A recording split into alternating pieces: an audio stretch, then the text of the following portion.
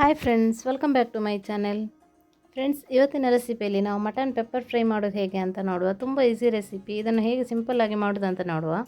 ಮೊದಲು ನಾನಿಲ್ಲಿ ಒಂದು ಕುಕ್ಕರಲ್ಲಿ 1 kg ಮಟನನ್ನು ಅರಿಶಿನ ಹುಡಿ ಮತ್ತು ಉಪ್ಪು ಹಾಕಿ ಒಂದು 6 ಸಿಟಿ ತೆಗೆದು ಇದನ್ನು ಇಟ್ಕೊಳ್ತೇನೆ.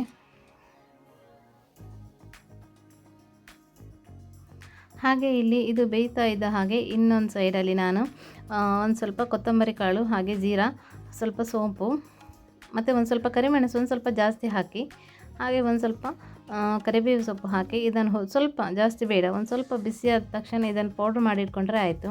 ಹಾಗೆ ಇಲ್ಲಿ ಒಂದು ಪಾತ್ರೆಯಲ್ಲಿ ನಾನು ಸ್ವಲ್ಪ ಆಯಿಲ್ ಹಾಕಿದ್ದೇನೆ. ಇದಕ್ಕೆ ಸಣ್ಣಗೆ ಹಚ್ಚಿಕೊಂಡಂತಹ ಬೆಳ್ಳುಳ್ಳಿಯನ್ನು ಹಾಕಿದ್ದೇನೆ. ಇದನ್ನು ಒಂದು ಸ್ವಲ್ಪ ಫ್ರೈ ಮಾಡಿಕೊಳ್ಳುವ. ಜಾಸ್ತಿ ಫ್ರೈ ಬೇಡ, ಕೆಂಪಗೆಲ್ಲ ಆಗೋದೆಲ್ಲ ಬೇಡ, ಸ್ವಲ್ಪ ಜಸ್ಟ್ ಇದರ ಸ್ಮೆಲ್ ಒಂಚೂರು ಚೇಂಜ್ ಆದರೆ ಸಾಕು. ಅದಕ್ಕೆ ನಾನಿಲ್ಲಿ ಕಟ್ ಮಾಡಿಕೊಂಡಂತಹ ಕಾಯಿಮೆಣಸನ್ನು ಹಾಕಿ ಅದನ್ನು ಒಂದು ಸ್ವಲ್ಪ ಫ್ರೈ ಮಾಡಿಕೊಳ್ತಾ ಇದ್ದೇನೆ. ಒಂದು ಸ್ವಲ್ಪ ಕರಿಬೇವು ಸೊಪ್ಪು ಹಾಕ್ಕೊಂಡೆ ಇದಕ್ಕೆ ನಾನು.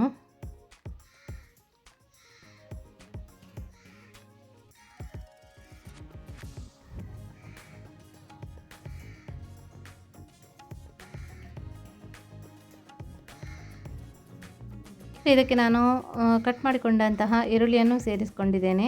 ಇನ್ನು ಇದನ್ನು ಒಂದು ಸ್ವಲ್ಪ ಎಲ್ಲ ಒಳ್ಳೆ ಕೆಂಪು ಕಲರ್ ಬರೋವರೆಗೆ ಇದನ್ನು ಹುರ್ಕೊಳ್ಳುವ. ತುಂಬ ಈಸಿ ರೆಸಿಪಿ ಫ್ರೆಂಡ್ಸ್, ತುಂಬ ಈಸಿ ಅಂದರೆ ತುಂಬ ಈಸಿಯಾಗಿದೆ. ಟೇಸ್ಟ್ ಅಂತ ಇದ್ದರೆ ಅದು ಅದ್ಭುತ ಅಂತಲೇ ಹೇಳ್ಬೋದು, ಅಷ್ಟು ಒಳ್ಳೆ ಟೇಸ್ಟ್ ಬರ್ತದೆ. ಒಂದು ಸ್ವಲ್ಪ ಉಪ್ಪು ಹಾಕಿ ಮುಚ್ಚಳ ಮುಚ್ಚಿಟ್ಟು ಒಂದು ಸ್ವಲ್ಪ ಹೊತ್ತು ಇದು ಫ್ರೈ ಆಗಲಿಕ್ಕೆ ಬಿಟ್ಟೆ ನೋಡಿ. ಈಗ ಒಂದು ಸ್ವಲ್ಪ ಕಲರ್ ಚೇಂಜ್ ಆಯಿತು ನೋಡಿ. ಹೀಗೆ ಒಂದು ಸ್ವಲ್ಪ ಹೊತ್ತು ಕೈ ಆಡಿಸ್ಕೊಳ್ತಾ ಇದ್ದರೆ ಆಯಿತು.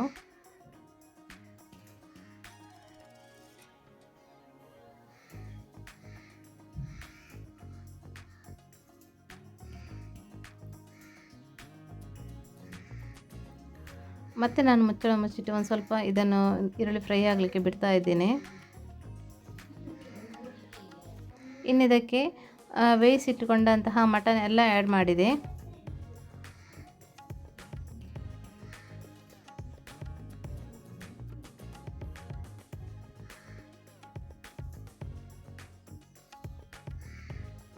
ಬೇಯಿಸಿದಂತಹ ನೀರು ತುಂಬ ಇತ್ತು ಇದರಲ್ಲಿ, ಹಾಗಾಗಿ ನಾವು ಒಂದು ಸ್ವಲ್ಪ ಇದನ್ನು ಮಸಾಲೆ ಪೌಡ್ರೆಲ್ಲ ಹಾಕಿದ ಮೇಲೆ ಅದು ಅಲ್ಲಿಗೆ ಆಟೋಮೆಟಿಕ್ ಡ್ರೈ ಆಗ್ತದೆ. ನೀವು ತುಂಬ ಹೊತ್ತು ಅದನ್ನು ಅಥವಾ ಅದರ ನೀರೆಲ್ಲ ತೆಗಿಬೇಕಂತೇಳಿ ಏನಿಲ್ಲ.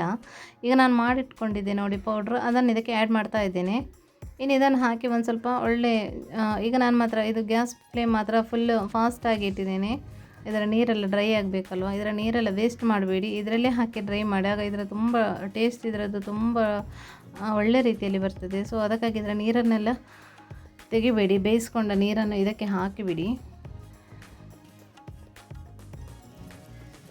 ಇಲ್ಲಿ ನಾನು ಹೀಗೆ ವಾಪನೆ ಇಟ್ಟು ಇದನ್ನು ಒಂದು ಸ್ವಲ್ಪ ಡ್ರೈ ಆಗಲಿಕ್ಕೆ ಬಿಡ್ತಾ ಇದ್ದೇನೆ.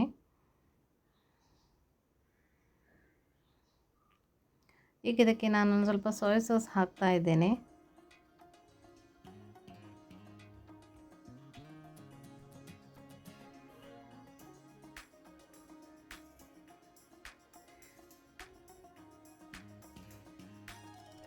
ಡ್ರೈ ಆಗ್ತಾ ಬರ್ತಾ ಇದೆ ನೋಡಿ, ಅಲ್ಲಿ ನೀರು ಅದು ಆಟೋಮೆಟಿಕ್ಲಿ ಡ್ರೈ ಆಗ್ತಾ ಬರ್ತದೆ. ಸೊ ಅದಕ್ಕೋಸ್ಕರ ನೀವು ಇದರ ನೀರು ತೆಗೆಯೋ ಅವಶ್ಯಕತೆಯೇ ಇಲ್ಲ ನೋಡಿ. ಒಂದು 10 ನಿಮಿಷ ಬಿಟ್ಟ ಮೇಲೆ ಈ ರೀತಿ ಡ್ರೈ ಆಗಿ ಬಂದಿದೆ ನೋಡಿ.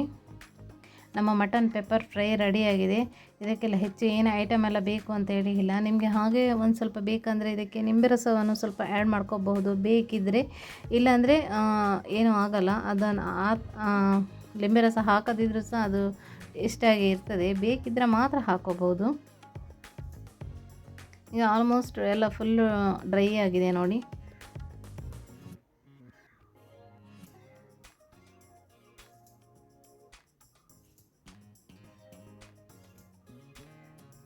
ಹೀಗೆ ಒಂದು ಸ್ವಲ್ಪ ಹೊತ್ತು ನಾನು ಈ ಥರ ಗ್ಯಾಸ್ ಫ್ಲೇಮನ್ನು ಜೋರಾಗಿ ಇಟ್ಟಿದ್ದೆ ನೋಡಿ.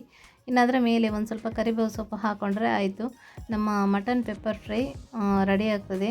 ತುಂಬ ಈಸಿ ರೆಸಿಪಿ, ತುಂಬ ಹೆಚ್ಚೇನು ಕೆಲಸವೇ ಇಲ್ಲ. ಕೆಲವರು ಮಟನ್ ಪೆಪ್ಪರ್ ಫ್ರೈ ಹೇಳಿದರೆ ಏನೋ ತುಂಬ ಕೆಲಸ ಇದೆ ಅಂದ್ಕೊಳ್ತಾರೆ, ಏನಿಲ್ಲ, ಪಟಾಪಟ್ ಅಂತೇಳಿ ರೆಡಿ ಆಗ್ತದೆ ನೋಡಿ. ನಮ್ಮ ಮಟನ್ ಪೆಪ್ಪರ್ ಫ್ರೈ ಎಷ್ಟು ಬೇಗ ರೆಡಿ ಆಯಿತು ಅಂತ ಹೇಳಿ. ಸೊ ನೋಡಿದ್ರಲ್ಲ ಫ್ರೆಂಡ್ಸ್, ಎಷ್ಟು ಈಸಿಯಾಗಿ ಈ ಮಟನ್ ಪೆಪ್ಪರ್ ಫ್ರೈಯನ್ನು ಮಾಡ್ಬೋದು ಅಂತ. ಸೊ ನೀವು ಒಂದು ಸಲ ಟ್ರೈ ಮಾಡಿ ನೋಡಿ, ನನಗೆ ಕಮೆಂಟ್ಸ್ ಮೂಲಕ ಹೇಗಾಗಿದೆ ಅಂತ ಹೇಳಿ ತಿಳಿಸಿ. ಹಾಗೆ ನನ್ನ ವಿಡಿಯೋ ಇಷ್ಟ ಆದರೆ ಒಂದು ಲೈಕ್ ಮಾಡಿ, ಹಾಗೆ ನಿಮ್ಮ ಫ್ರೆಂಡ್ಸ್ ಫ್ಯಾಮಿಲಿಗಳಿಗೂ ಶೇರ್ ಮಾಡಿ. Thank you.